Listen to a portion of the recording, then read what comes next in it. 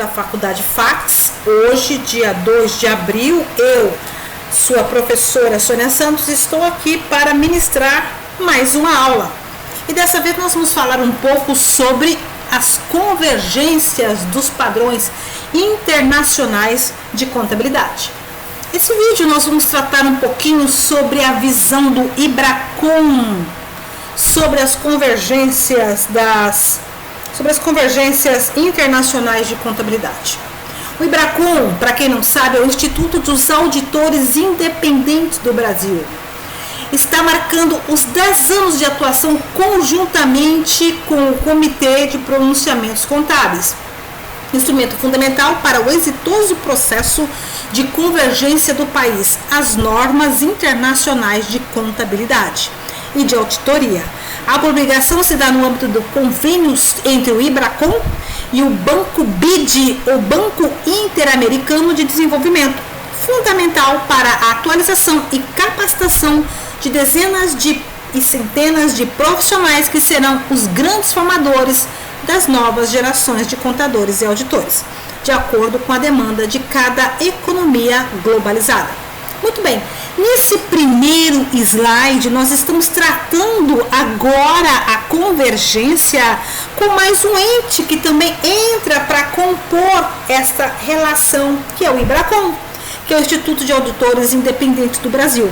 E vejam só, quando nós falamos em convergência internacional, é tratar as normas internacionais de contabilidade dentro de um padrão internacional em que o Brasil acaba de ser o quê? Inserido. Por quê? As normas, pessoal, é a seguinte situação, é a forma com que se faz contabilidade de uma forma globalizada. Não é interessante que cada país faça a sua contabilidade dentro das suas normas nacionais de contabilidade, mas sim de uma forma globalizada. Afinal, nós estamos hoje num advento chamado internet, em que pontua muito bem essa relação entre o que está acontecendo no país, no mundo, nesse instante. Então, é possível nós termos o quê? Informações globalizadas. Por isso, a existência do Comitê de Pronunciamentos Contábeis. Afinal, a partir do momento que eu possa confeccionar uma demonstração contábil, por exemplo, como o balanço patrimonial, que ele seja da mesma forma feito com as normas internacionais de contabilidade, mas dentro dos princípios contábeis brasileiros, como também as normas internacionais de contabilidade dentro dos princípios contábeis, por exemplo, de um outro país, que pode ser a Itália, que pode ser o Japão, que pode ser talvez até os Estados Unidos.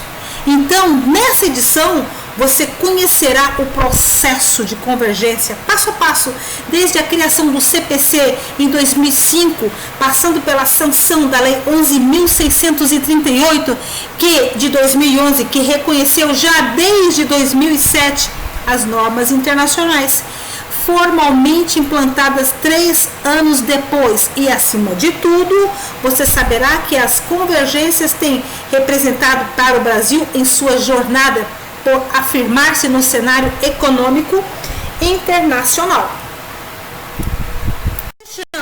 A trajetória do Comitê de Pronunciamentos Contábeis é reconstituída nas palavras dos principais personagens da convergência no país, acadêmicos, dirigentes das entidades da nossa categoria, representadas do convênio entre o IBRACON e o BID e do mundo empresarial. Nas entrevistas que formam o eixo desta edição, não são esquecidos em muitos percalços no caminho da adesão às normas internacionais, nem as dificuldades do passado, nem as dificuldades que ainda temos pela frente para a consolidação do processo de convergência, tanto que se refere às empresas privadas como o poder público e às auditorias. Nesse slide, nós estamos tratando o CPC de uma forma muito real. Como o mundo vê um país que está convergido nas normas internacionais de contabilidade. Lembrem-se, queridos e queridas alunas, nós pertencemos a um país em desenvolvimento, o que precisa é muito do dinheiro de investidores internacionais ou de outros países, empresas que têm as suas matrizes fora desse país para investir aqui no país. É esse dinheiro que faz a diferença, é que melhora a nossa comunicação, é que melhora as nossas indústrias, é que traz inclusive o que? Não só atualizações, mas ela trabalha numa outra situação, na inovação. Empresas como as empresas japonesas, as empresas europeias, as empresas norte-americanas e até as chinesas. Muito faz com que a nossa indústria melhore, atualize, modernize, mas esses empresários só ganharão confiança no país se eles souberem, por exemplo, a realidade de como estão as suas empresas através de demonstrações contábeis e seus indicadores de equilíbrio, de crescimento ou de descontinuidade. Então, quando eu agrego o nosso país às convergências internacionais de contabilidade, essas empresas passam a ter acesso muito rapidamente sobre essas informações, úteis e necessárias para que elas continuem investindo no nosso país. Alunos e alunas, fique bem claro que a convergência muda também o ponto de vista e a posição do contador e o auditor dentro de uma instituição. Por muito tempo o contador fazia apenas um papel de um profissional isolado em uma sala. O que significava isso? Era um trabalho voltado para, claro, um público interno, os diretores, né? E também os sócios proprietários e demandando informações para o Estado. Hoje, para preencher outras demandas, o Conselho de Normas Internacionais de Contabilidade previu que era preciso dialogar com diversos profissionais de setores da empresa, como os engenheiros, o financeiro, o RH, e uma grande década para o Brasil desta maneira, entre outros segmentos da empresa, precisam aprender um pouco mais sobre o nosso trabalho. O presidente da Ibracon disse é um novo momento para a nossa profissão, caracterizada pelo diálogo, pela democratização do conhecimento contábil. Hoje nós sabemos que o advento da internet fez com que as empresas tivessem uma divulgação de informações e uma melhoria nessa informação. Afinal, antigamente era necessário apenas os preenchimentos de algumas informações financeiras. Hoje não. O advento trouxe responsabilidade socioambiental e toda essa coletânea de informações e de relatórios que o público interno de uma empresa precisa e o externo também, e inclusive o Estado e seus investidores. Veja, a necessidade dessa convergência de uma mesma linguagem para que essa informação seja útil, necessária e democrática acima de tudo. Eu já expliquei no slide número 4, é apenas um texto para a gente fechar esse assunto. Nas palavras de quem? Do presidente do Ibracon, Idésio Coelho.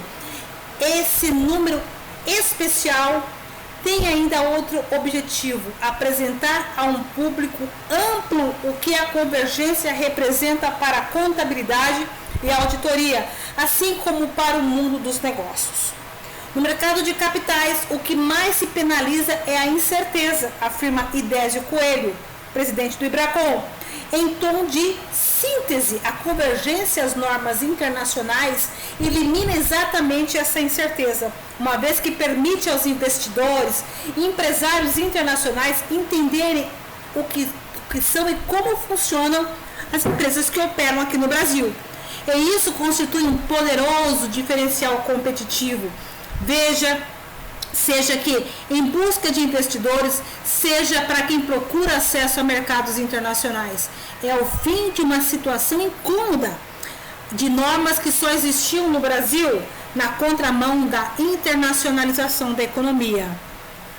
Não era mais do que preciso buscar, né, esta uniformidade da contabilidade em relação às normas internacionais de contabilidade, porque o investidor ele só vai investir aqui num país desconhecido, né, de informações, se ele tiver certeza que vai ter sucesso.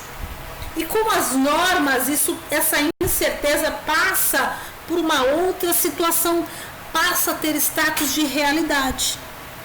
Então, com esta convergência das contabilidades, todas as nossas demonstrações ficam em pé de igualdade com as demonstrações contábeis do país de origem daquela empresa do investidor. É como se o mesmo balanço patrimonial que uma empresa fecha aqui no Brasil, ela é da mesma forma de uma empresa que está sendo fechada na Itália. Não há diferença. Então, a convergência trouxe o quê? Certezas. Trouxe o quê? Verdades. Trouxe um parecer assertivo sobre o que está se demonstrando, seja no balanço patrimonial, numa DRE, uma demonstração de fluxo de caixa, de uma demonstração da mutação do patrimônio líquido. Se hoje o mercado é unânime em reconhecer o papel de vanguarda do Brasil na convergência às normas internacionais de contabilidade e auditoria, é preciso reconstruir o histórico dos esforços empreendidos pelas diversas entidades envolvidas nessa empreitada. Afinal, na virada do século, quando as empresas nacionais se esforçavam para lançar papéis que são ações e títulos no exterior, o país via-se descoberto por investidores das mais diferentes partes do mundo.